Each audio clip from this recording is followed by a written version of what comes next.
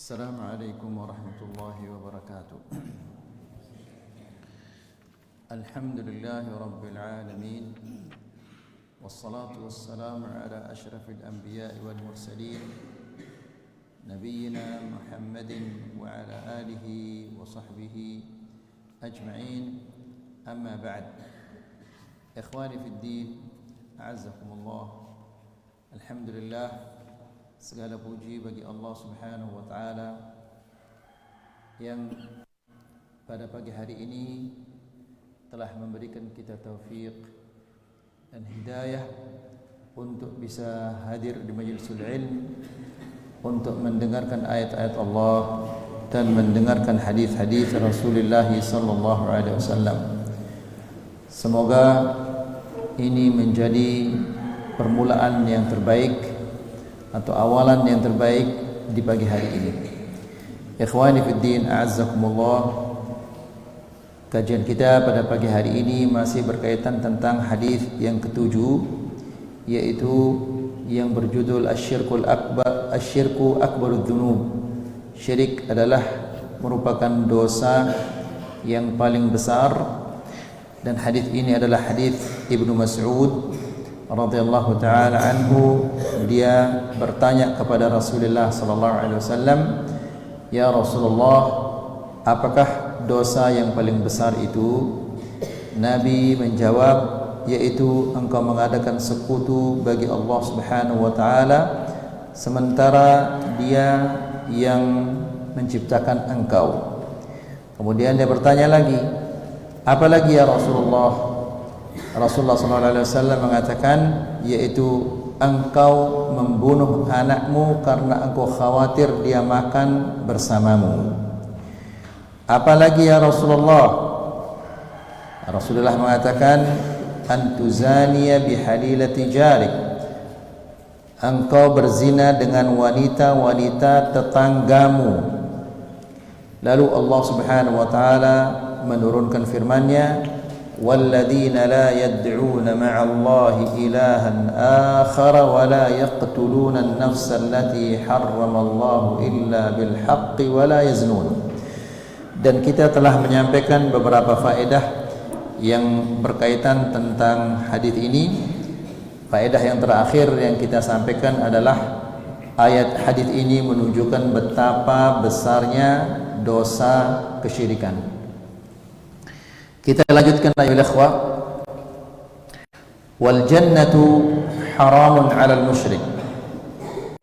Surga itu adalah haram bagi orang-orang yang melakukan kesyirikan. Jadi ikhwani fiddin, azakumullah, orang-orang terdahulu, Rasulullah sallallahu alaihi wasallam dan sahabat-sahabatnya, apabila mereka mendengar kata-kata neraka, mereka mendengar siksaan tentang siksaan-siksaan Allah, mereka ketakutan, takut sekali. Namun kita kini disebutkan neraka, disebutkan apa saja bentuk-bentuk siksaan yang ada di akhirat itu, kita tidak takut sama sekali. Ini ada apa dengan hati kita sehingga azab Allah yang begitu dahsyat, yang begitu mengerikan dibacakan kepada kita, disampaikan kepada kita, kita tidak takut? Ada apa dengan hati kita ini? Apakah sudah terlalu keras hati kita, atau penutup-penutup yang menyelimuti hati kita ini sudah terlalu tebal sehingga tidak bisa ditembus dengan ayat-ayat Allah Subhanahu wa taala? Maka ini perlu kita perhatikan ayol ikhwah, karena sebagaimana yang sering kita sampaikan, bahwa di akhirat itu tidak ada orang yang selamat kecuali yang datang kepada Allah membawa hati yang selamat dari segala bentuk kesyirikan, segala bentuk dosa dan yang lain-lainnya. Jadi orang yang melakukan kesyirikan haram masuk surga. Kalau sudah haram masuk surga, maka pasti tempat tinggalnya adalah di neraka. Allah Subhanahu wa taala berfirman, "Innahu man yusyrik billah faqad harramallahu alaihi al-jannah maka sesungguhnya Allah telah mengharamkan baginya surga. La ilaha illallah. Ya, meskipun sudah demikian ancamannya dari Allah Subhanahu wa taala, namun masih banyak kita melihat orang-orang yang melakukan kesyirikan. Faqad harramallahu alaihi al-jannah, telah diharamkan oleh Allah baginya adalah surga.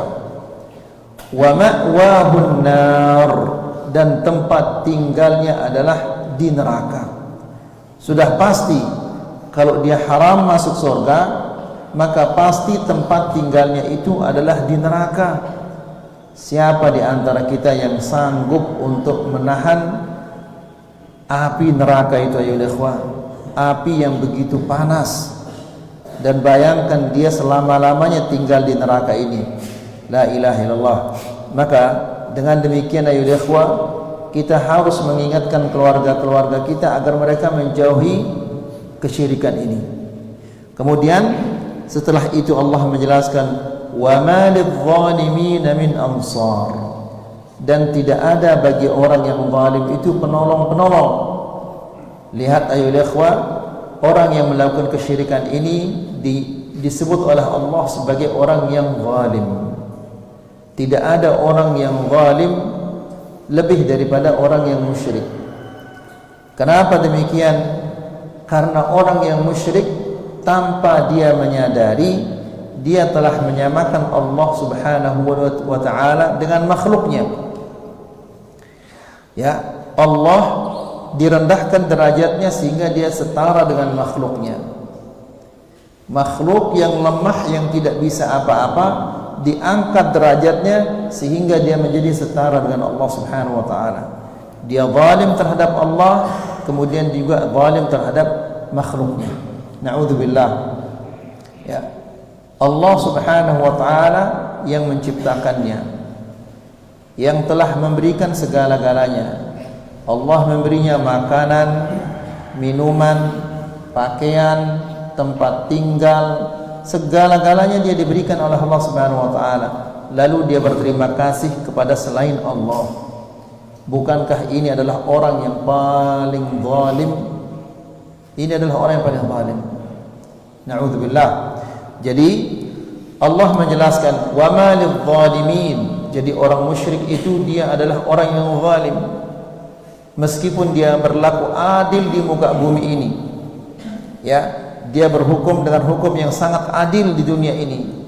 Dia sangat baik akhlaknya, sangat baik kepada kedua orang tuanya, baik kepada tetangganya, ya, baik kepada anak istrinya, baik kepada semua manusia, jujur, orang sejujur-jujurnya. Dia adalah orang paling jujur.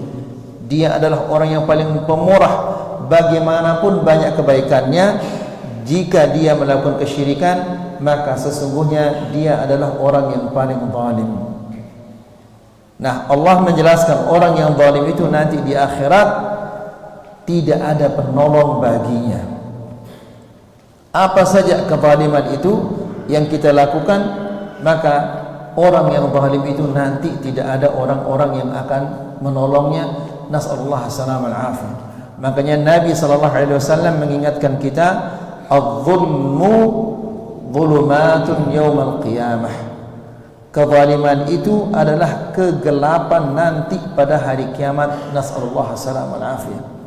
Bahkan Allah Subhanahu wa taala mengingatkan kita di dalam Al-Qur'an, fala tahsabannallaha ghafilan amma ya'malu adh-dhalimun innama yuakhiruhum liyaumin tashkhasu fihi al-absar.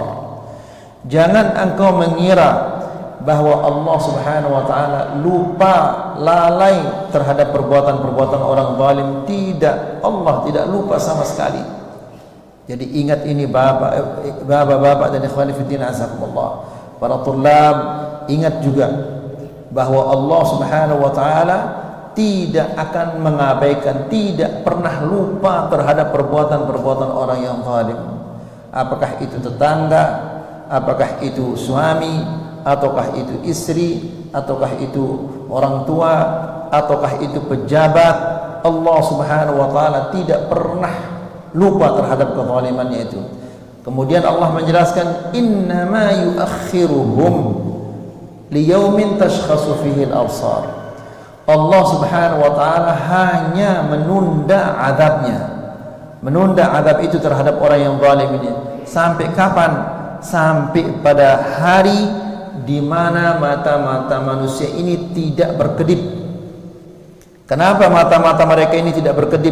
Saking takutnya, saking dahsyatnya apa yang mereka lihat di depannya itu, sampai mata mereka tidak berkedip. Yang dilihat itu adalah neraka yang menanti mereka akibat dari kezaliman yang mereka perbuat. Nasallallahu alaihi wasallam. Nah, orang zalim siapa yang akan menolong mereka? Kalau Allah Subhanahu wa taala sudah menentukan mereka menjadi penghuni neraka, siapa kira-kira yang akan bisa membantu mereka? Nasallallahu alaihi wasallam. Kemudian wasyirku muhbitun li jami'il a'mal. Dan syirik ini menghapus semua pahala amal perbuatan kita atau amal-amalan kita, semua terhapus. Jika dia syirik besar, maka ini dia menghapus semua amal ibadah kita. Salat, puasa, zakat, haji, semua amal kebaikan kita itu dia terhapus jika kita melakukan kesyirikan. Syirik yang besar. Syirik yang kecil, dia menghapus hanyalah pahala yang bercampur dengan syirik yang kecil itu. Contohnya misalnya jika orang sholat subuh tadi, di rakaat yang pertama dia ingin dilihat oleh temannya, ingin dilihat oleh gurunya, ya, ingin dilihat oleh ustadznya, maka rakaat yang pertama ini dia kosong pahala, tidak ada pahalanya, terhapus pahalanya. Di rakaat yang kedua sadar dia, lah ternyata ini adalah syirik. Maka di rakaat yang kedua dia ikhlas karena Allah. Dengan demikian yang pertama tidak diterima oleh Allah, yang kedua ini yang diterima oleh Allah Subhanahu wa taala karena dia ikhlas. Jadi syirik ini menghapus amal ibadah seseorang. Allah Subhanahu wa taala berfirman, "Walau asyraku la habita anhum ma kanu ya'malun." Seandainya mereka menyekutukan Allah, siapapun juga, bahkan Nabi pun tidak mungkin Nabi menyekutukan Allah. Namun seandainya dia menyekutukan Allah, la habita anhum, niscaya terhapus dari mereka ma kanu ya'malun, apa yang mereka telah perbuat. Maka ya ikhwan fillah azakumullah, ini adalah sesuatu yang sangat-sangat berbahaya, di mana kita semua nanti akan meminta, menuntut kepada Allah, ya Allah, mana pahala amal ibadah saya yang saya lakukan selama sekian puluh tahun? Ya, apakah itu puasa, ataukah itu sedekah, ataukah itu salat? Saya sudah salat 60 tahun, mana pahala salat saya? Ya, maka Allah akan mengatakan semua amal ibadahmu terhapus karena engkau telah menyekutukan Allah Subhanahu wa taala. La ilaha illallah. Bagaimana kecewanya nanti di saat dia membutuhkan pahala, ternyata semua itu menjadi fata morgana. Na'udzubillah. Sebagaimana Allah berfirman di dalam Al-Quran, wa qadimna ila ma amilu min amalin faja'alnahu haba'an manthura. Dan kami hadirkan semua yang amal perbuatan yang dia pernah lakukan, dikoreksi satu persatu oleh Allah Subhanahu wa taala, lalu amalannya yang begitu banyak dijadikan oleh Allah Subhanahu wa taala seperti debu yang diterbangkan oleh angin, tidak ada nilainya sama sekali. Ya. Kemudian wa qala ta'ala li nabiyyih, dan Allah Subhanahu wa taala berfirman kepada nabinya Muhammad sallallahu alaihi wasallam, ya, yang merupakan nabi yang terbaik, rasul yang terbaik, ya, dari sejak pertama dia diutus oleh Allah, dia mendakwahkan tauhid dan memerangi kesyirikan. Bahkan sampai sebelum dia menghembuskan nafasnya yang terakhir, Nabi sallallahu alaihi wasallam masih mendakwahkan tauhid dan memerangi kesyirikan. Ya, sebelum Nabi menghembuskan nafasnya yang terakhir, dia mengatakan la'anallahu al-yahuda wan nasara ittakhadhu qubur anbiya'ihim masajid. Semoga Allah melaknat orang Yahudi dan orang-orang Nasara yang menjadikan kuburan-kuburan nabi mereka sebagai tempat beribadah. Ya, naudzubillah. Jadi Allah Subhanahu wa taala berfirman kepada nabinya, "Walaqad uhiya ilaika wa ilal ladzina min qablika la in asyrakta la yahbatanna 'amaluka wa la takunanna minal khasirin." Di sini beberapa ayat ini, beberapa kalimat ini Allah menggunakan kata-kata atau huruf-huruf kepastian. Perhatikan ini ya ikhwah, Allah berfirman, "Walaqad uhiya ilaika." Telah diwahyukan kepadamu ya Muhammad. Wa ilal ladzina min qablik, dan kepada nabi-nabi yang sebelummu. Apa yang Allah wahyukan kepada mereka? La in asyrakta, jika engkau menyekutukan Allah, tidak mungkin nabi akan menyekutukan Allah, karena mereka diutus oleh Allah untuk memerangi kesyirikan. Maka tidak mungkin mereka akan terjatuh ke dalam kesyirikan itu. Namun seandainya mereka melakukan kesyirikan, Allah mengatakan la yahbatanna. Lihat ayo ikhwah, Allah menggunakan dua huruf kepastian, lam dan nun. La yahbatanna, pasti ya, amal ibadahmu itu terhapus. La yahbatanna amaluk, terhapus amal ibadahmu. La ilaha illallah.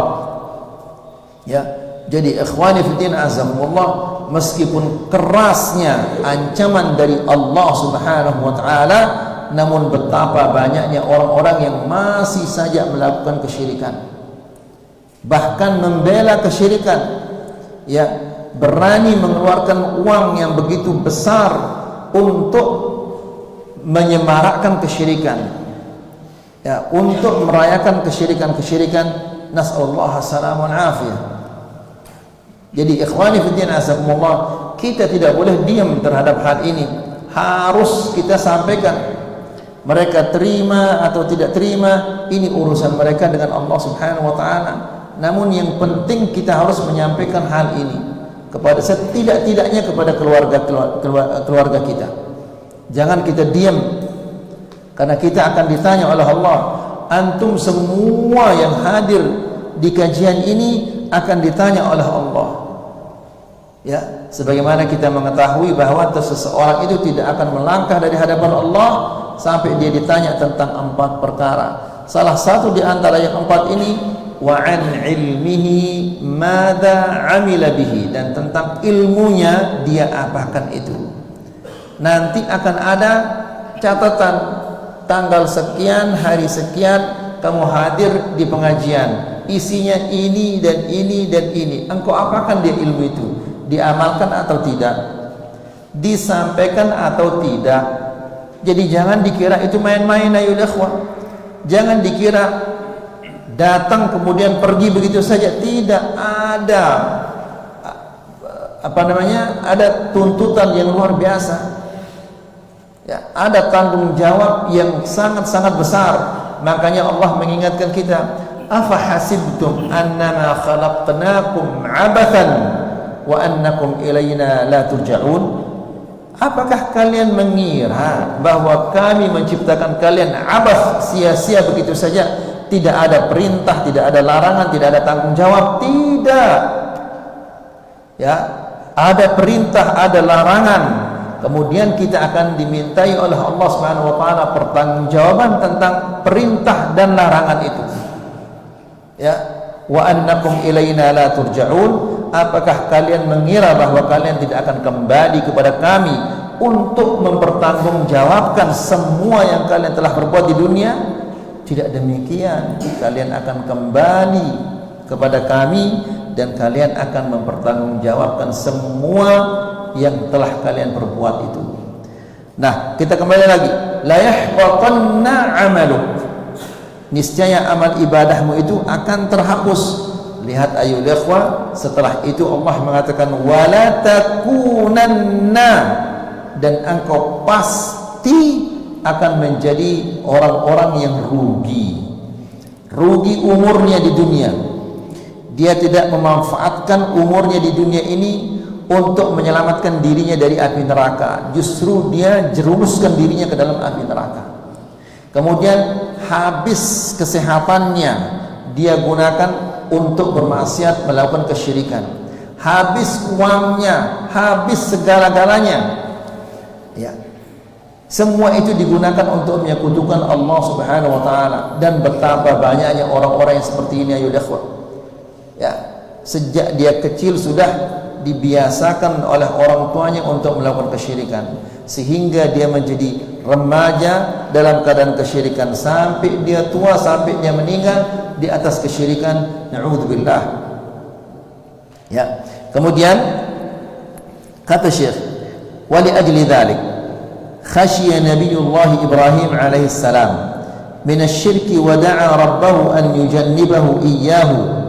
Oleh karena itu Nabi Allah Ibrahim alaihi salam sangat-sangat mengkhawatirkan kesyirikan ini terhadap dirinya dan anak-anaknya. Lihat ayo ikhwah,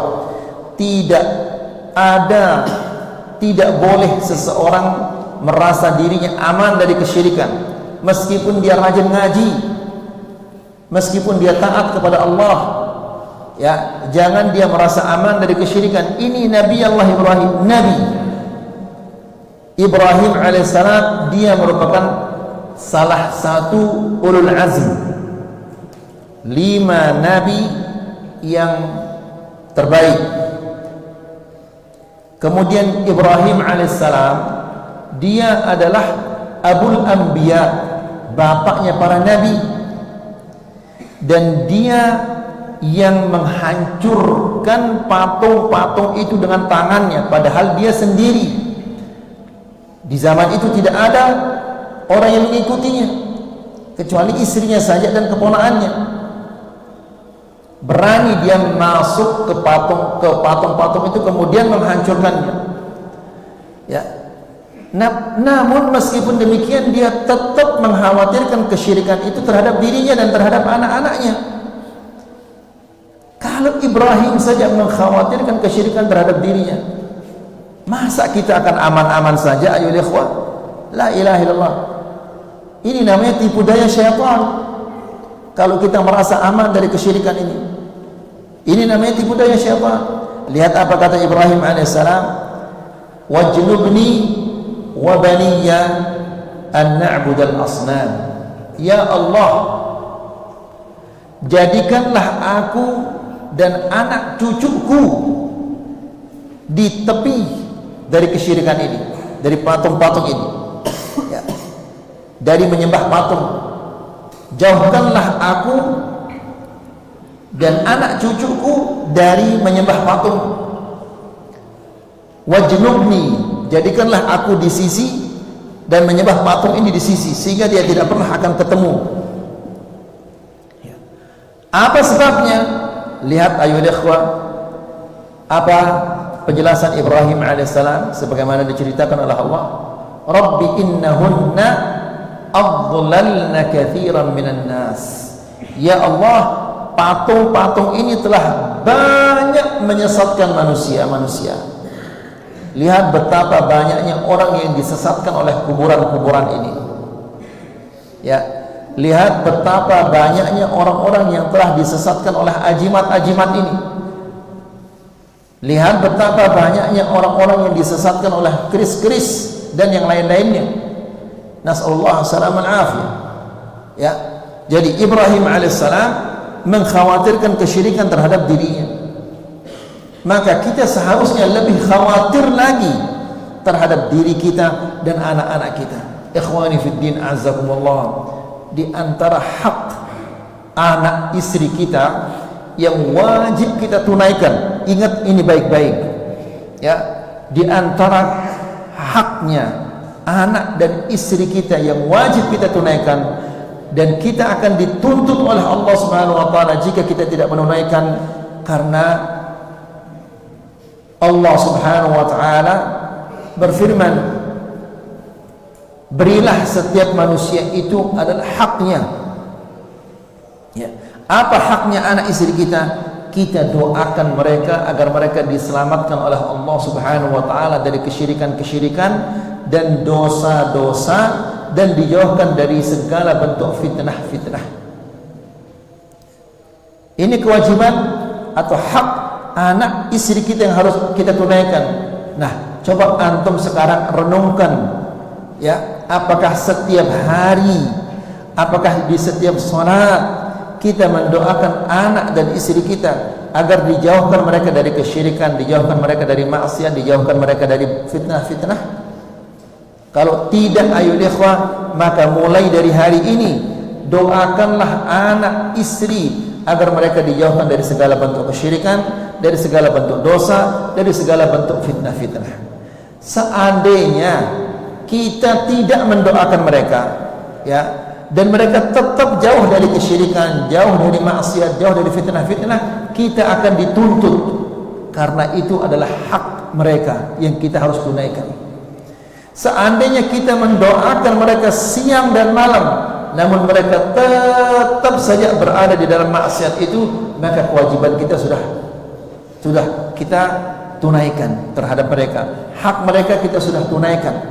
Namun seandainya kita tidak mendoakan mereka, maka ini yang akan menjadi tuntutan yang sangat berat nanti di hadapan Allah Subhanahu wa taala. Ya, apa susahnya kita mengatakan, ya Allah, ampunilah dosaku, dosa orang tuaku, dosa anak-anakku, dosa-dosa istriku.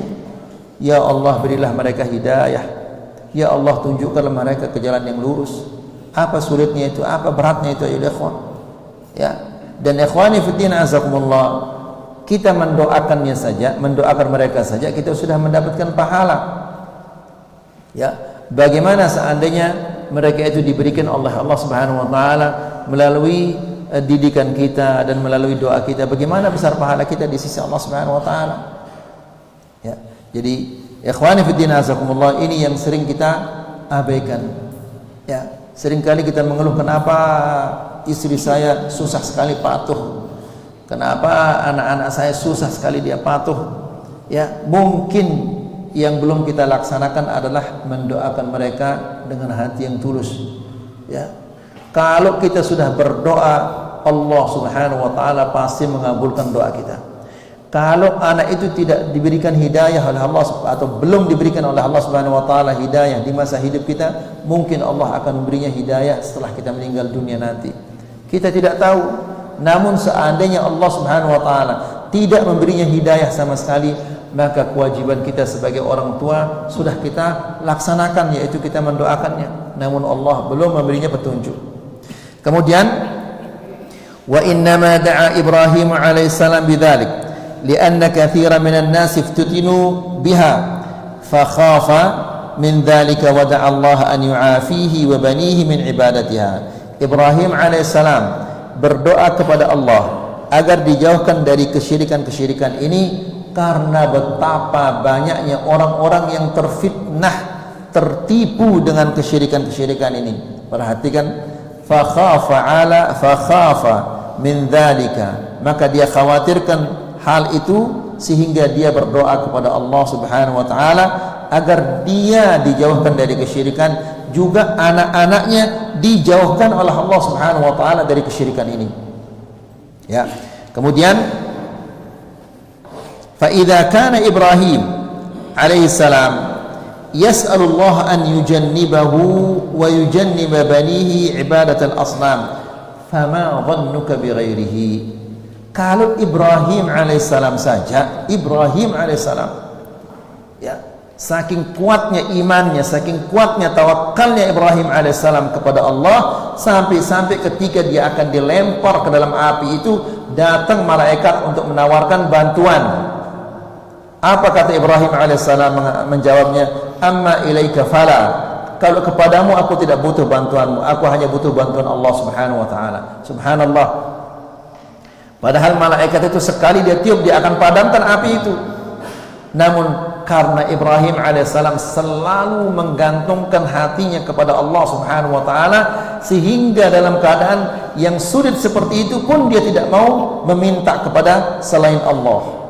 Nah, namun meskipun demikian Ibrahim alaihissalam tetap mengkhawatirkan kesyirikan itu terhadap dirinya dan terhadap anak-anaknya. Lalu bagaimana dengan kita? Kalau kita tidak mengkhawatirkannya terhadap diri kita dan terhadap anak-anak kita, terhadap keluarga kita, jangan-jangan ini merupakan tipu daya syaitan supaya besok atau lusa kita akan dijerumuskan. Kalau tidak kita, mungkin yang akan dijerumuskan adalah anak dan keluarga kita.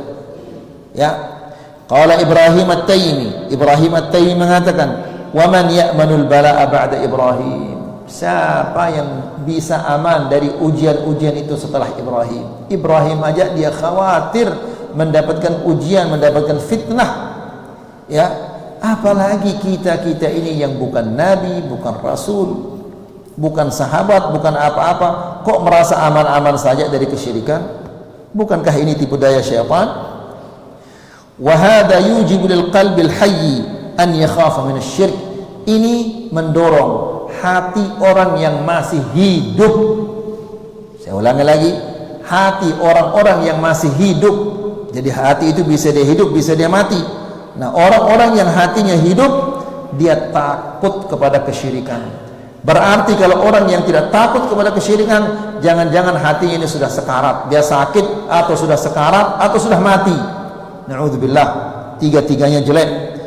Wa yahdhar minhu ashadd al-hadar fahuwa a'zamul makhatir wa akhtarus syurur. Orang yang hidup hatinya, dia selalu waspada terhadap kesyirikan ini, karena kesyirikan ini merupakan bahaya yang paling besar yang ada di muka bumi ini. Ini saja yang bisa kita sampaikan di pagi hari ini. Semoga ini bermanfaat dan bisa menambah keimanan kita dan ketakwaan kita kepada Allah Subhanahu wa taala. Wa sallallahu ala nabiyyina Muhammad walhamdulillahirabbil alamin. Jika ada 1-2 pertanyaan